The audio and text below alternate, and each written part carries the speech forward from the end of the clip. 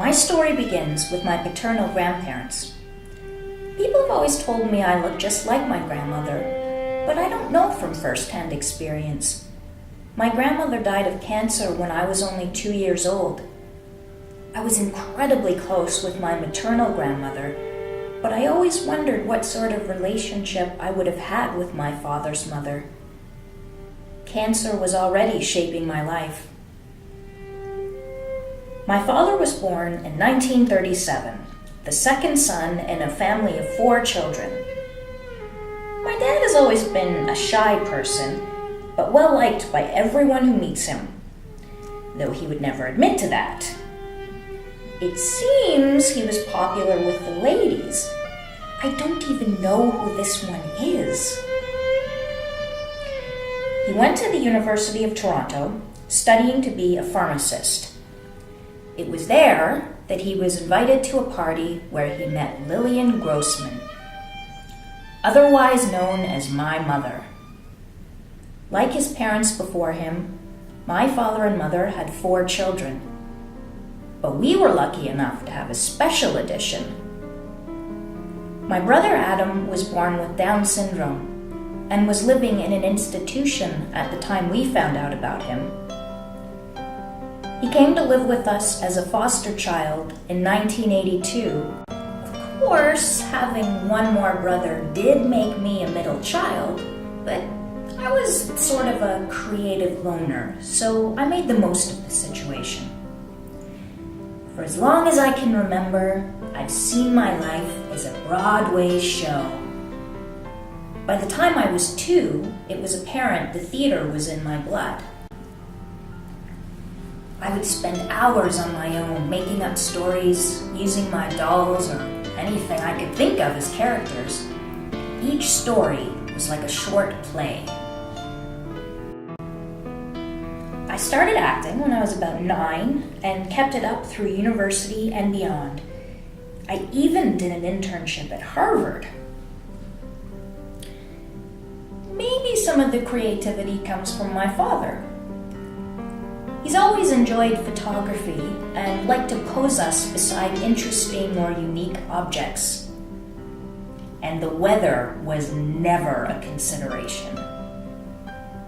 In September of 1989, the biggest thing happening in Toronto was the Phantom of the Opera, and I needed to be a part of it.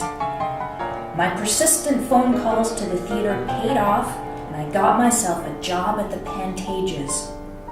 I now had a theater family. At the age of 17, it was the most exciting thing to ever happen to me.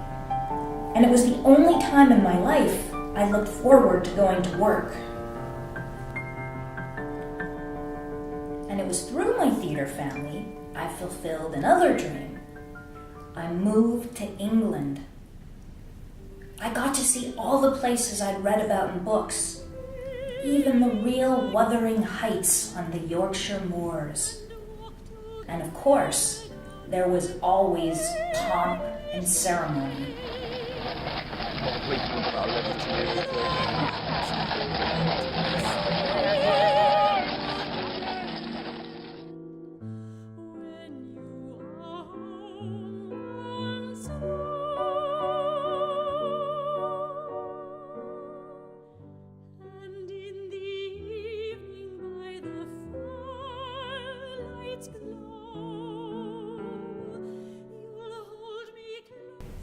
I've always been drawn to water.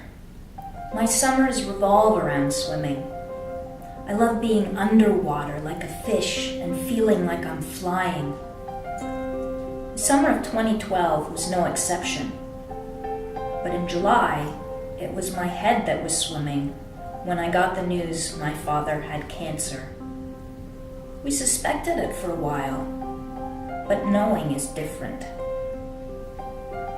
My parents moved to London, Ontario several years ago, so being far away made it extra hard.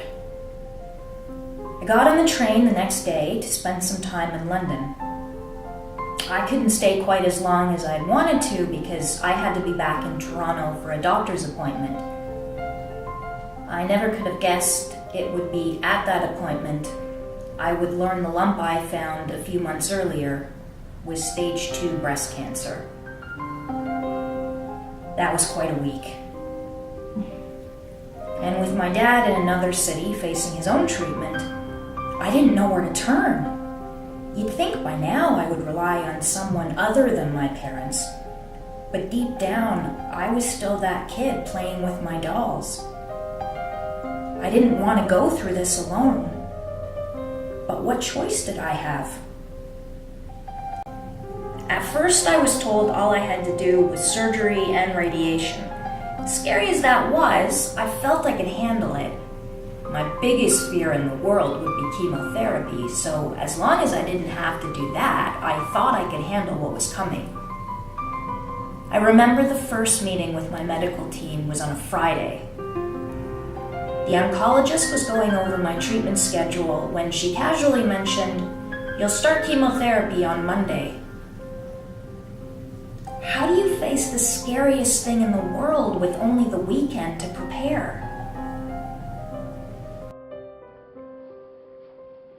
Superboy, the invisible girl, son of steel, daughter of air. He's a hero, a lover, a prince. She's not there.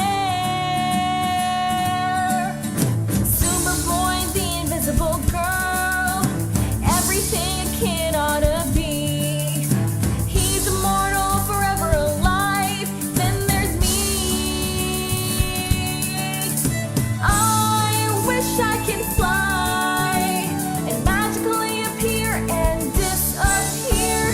I wish I could fly. With the change in path seemingly preordained, I can't help but wonder where it will lead. The one thing I know to be true is that Shakespeare knew everything. There is a tide in the affairs of men, which, taken at the flood, leads on to fortune. Omitted, all the voyage of their life is bound in shallows and in miseries.